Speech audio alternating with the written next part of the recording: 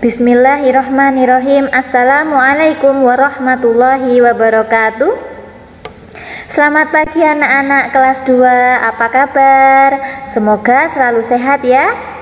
Alhamdulillahirabbil alamin. Nah anak-anak, hari ini kita akan belajar pendidikan agama Islam dan budi pekerti dengan Bu Guru. Perkenalkan dulu nggih, namanya adalah Bu Rina dari SDN 1 Jatiroto. Nah, pada kesempatan kali ini Bu Guru akan menjelaskan materi tentang pelajaran bab 8, yaitu senang bisa membaca Al-Quran. Namun sebelumnya anak-anak, mari kita berdoa terlebih dahulu sebelum mulai pembelajaran pada pagi hari ini. Kita membaca basmalah dan doa sebelum belajar bersama-sama. Bismillahirrahmanirrahim. Rabbi zidni ilman warzuqni fahman. Amin. Nah anak-anak sudah siap untuk belajar? Ya, untuk kali ini kita akan belajar tentang surat Al-Asr. Siapa yang sudah hafal surat Al-Asr? Tentunya anak-anak sudah hafal ya. Surat Al-Asr itu merupakan surat pendek, juz 30 ya. Surat Al-Asr itu adalah surat ke-103. Anak-anak, ternyata surat Al-Asr itu surat yang ke-103. Surat Al-Asr diturunkan setelah surat Al-Insyirah. Surat Al-Asr termasuk dalam surat Makkiyah. Anak-anak, surat Makkiyah itu apa? Surat Makkiyah itu surat yang diturunkan di kota Mekah, maka disebut Makkiyah. Sedangkan surat dalam Al-Quran yang diturunkan di Madinah namanya surat Madaniyah. Nah, kalau surat Al-Asr ini termasuk Makkiyah karena turunnya di kota Mekah. Selanjutnya surat Al-Asr itu artinya apa? Surat Al-Asr itu artinya demi masa, demi waktu. Masa itu waktu, nggih. Jadi surat Al-Asr artinya demi masa. Surat Al-Asr ada 3 ayat. Nah, sangat pendek nggih, cuma ada 3 ayat. Nah, anak-anak tentunya sudah hafal. Kalau yang belum hafal, mari kita bersama-sama nanti menghafalkan. Surat Al-Asr biasa dibaca sebagai penutup kegiatan. Misalnya setelah selesai belajar di kelas. Nah, anak-anak ternyata setelah belajar di kelas biasanya itu kita membaca surat Al-Asr. Nah, sekarang kita akan belajar membaca surat Al-Asr. Ayo, siapa yang sudah bisa? Kita membaca dari ta'awudz ya. Kalau kita membaca Al-Quran itu selalu diingat diawali dengan ta'awudz. Abata. A'udzu billahi minasyaitonir rajim. Bismillahirrahmanirrahim. Wal 'asr innal insana lafi khusr illal ladzina amanu wa amilus solihati wa tawasau bil haqqi wa tawasau bis sabr. Nah anak-anak, surat Al-Asr itu biasanya anak-anak itu yang banyak salahnya itu di watawasaubil, so ya, bukan saubil. Saubil haqqi watawasaubis. Watawasau, so bukan sa nggih. Kemudian yang ayat kedua, innal insana itu ditekan, innal ada tasdidnya maka dibaca double. Innal insana itu nggih. Itu anak-anak tentang surat Al-Asr. Jadi anak-anak di rumah belajar dengan Bapak Ibu untuk membaca dan menghafalkan surat Al-Asr. Cuma ada 3 ayat. Jadi anak-anak harus hafal. Selanjutnya apa? Nah, artinya apa Bu surat Al-Asr ayat 1 sampai 3? Kita akan belajar bersama ya. Arti surat Al-Asr ayat 1 sampai 3. Yang pertama, ayat 1. Wal 'asr itu artinya demi masa. demi waktu. Ayat kedua, innal insana lafi khusr. Sesungguhnya manusia itu benar-benar dalam keadaan merugi atau celaka. Wah, ternyata manusia itu dalam keadaan merugi, celaka, nggih. Tapi ada ayat 3, ada kelanjutannya. Apa itu? Kecuali orang-orang yang beriman, beramal soleh, saling menasihati dalam kebaikan, saling menasihati dalam kebenaran, dan saling menasihati dalam kesabaran.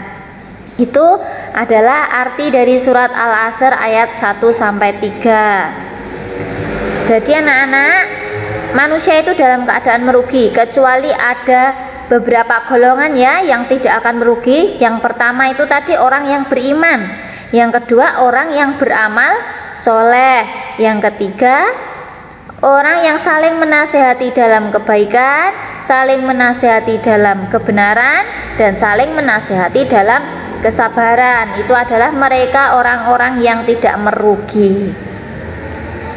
Selanjutnya adalah kandungan surat Al-Asr. Kandungannya apa saja yang terdapat dalam surat Al-Asr?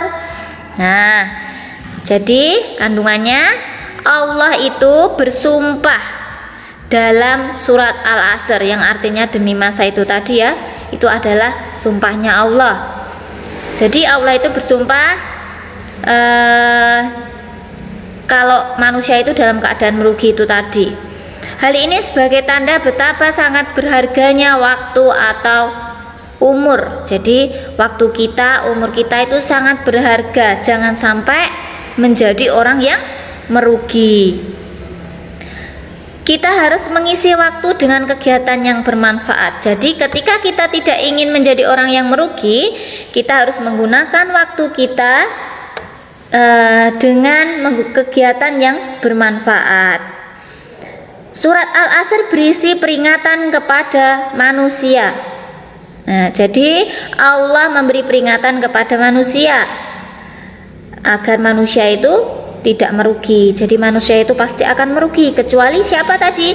Orang yang beriman, orang yang mengerjakan kebaikan, yang saling menasihati dalam kebenaran dan saling menasihati dalam kesabaran. Itu adalah orang-orang yang tidak akan merugi.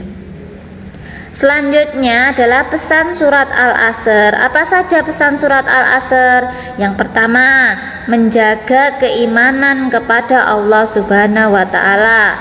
Jadi kita harus menjaga keimanan kita, karena kita sebagai manusia, keimanan kita itu kadang naik turun. Jadi kita harus menjaga supaya keimanan kita tetap naik, tetap di atas. Kemudian yang kedua, memperbanyak beramal soleh. Kalau kita tidak ingin merugi, maka kita harus memperbanyak amal soleh. Apa saja Bu contohnya? Ada banyak sekali amal soleh yang dapat kita lakukan. Contohnya, sholat 5 waktu, membaca Al-Quran, itu adalah salah satu contoh beramal soleh. Kemudian yang ketiga, berbuat kebaikan kepada sesama. Kepada siapa saja? Kepada semua orang, kepada kakak, kepada adik, kepada orang tua, ya. Jadi menolong ibu, membantu ibu di rumah. Bisanya nyapu ya membantu nyapu, bisanya cuci piring juga membantu cuci piring. Kemudian kalau di sekolahan, membantu teman, misalnya temannya lupa tidak membawa pensil, maka kita membantu, yaitu dengan meminjamkan pensil kita apabila pensil kita lebih dari satu. Yang keempat, memanfaatkan waktu dengan baik, misalnya rajin membaca Al-Quran, menasehati dalam kebaikan dan kesabaran. Jadi anak-anak tidak hanya untuk bermain saja waktu kita, nggih. Jadi harus dimanfaatkan dengan baik supaya kita tidak merugi. Selanjutnya anak-anak, kalau tadi kita belajar tentang surat Al-Asr, yang kedua kita akan belajar tentang kedisiplinan Nabi Lut alaihissalam. Anak-anak, Nabi Lut itu termasuk dalam 25 nabi ya. Ya, kita akan belajar tentang Nabi Lot. Nabi Lot alaihissalam adalah keponakan Nabi Ibrahim alaihissalam. Nabi Lot alaihissalam berdakwah kepada kaum Sadom. Kaum Sadom tinggal di daerah perbatasan Israel dan Yordania. Kaum Sadom adalah kaum yang ingkar kepada Allah Subhanahu wa taala. Jadi kaum Sadom itu tidak mau menyembah Allah, ya. Sangat ingkar kepada Allah. Dan kaum Sadom itu memiliki perilaku yang buruk.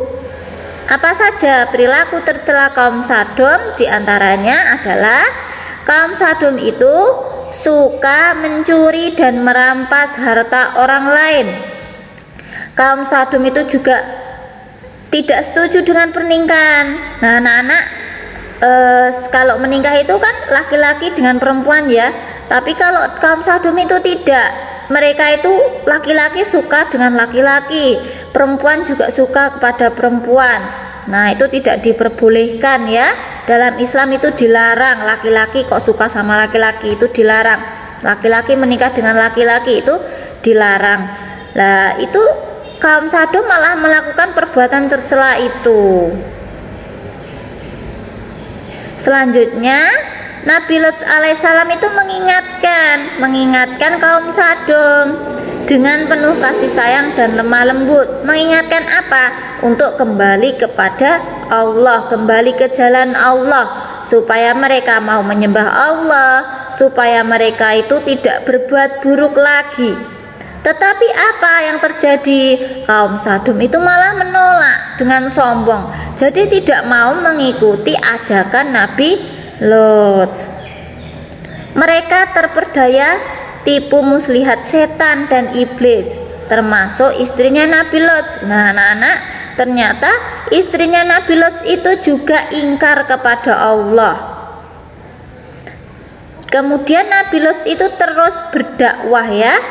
Dakwah yang terus menerus dari Nabi Lot alaihissalam membuat kaum Sadom marah. Jadi Nabi Lot itu tidak putus asa untuk berdakwah kepada kaum Sadom, untuk mengingatkan kepada kaum Sadom. Tetapi kaum Sadom menolak dan malah marah. Nah, itu nggih yang terjadi. Kemudian Nabi Lot alaihissalam berdoa kepada Allah supaya apa? Supaya menimpakan azab kepada kaum Sadom. Ternyata doa Nabi Lot alaihissalam dikabulkan oleh Allah Subhanahu wa taala dengan menurunkan 3 malaikat. Mereka menyamar sebagai remaja laki-laki dan bertamu ke rumah Nabi Lot alaihissalam. Nabi Lot alaihissalam meminta keluarganya agar tidak memberitahu kedatangan para tamu itu kepada masyarakat Sadom. Namun ternyata istrinya tetap memberitahu tentang tamunya itu. Akhirnya kaum Sadom datang untuk melihat tamunya Nabi Lot alaihissalam.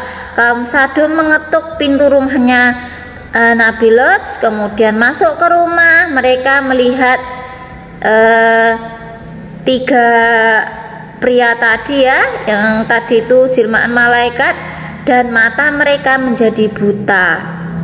Itu adalah kaum Sadom. Selanjutnya malaikat memerintahkan Nabi Lot alaihissalam untuk meninggalkan Sadom. Lalu beliau pergi bersama anak gadisnya di malam itu.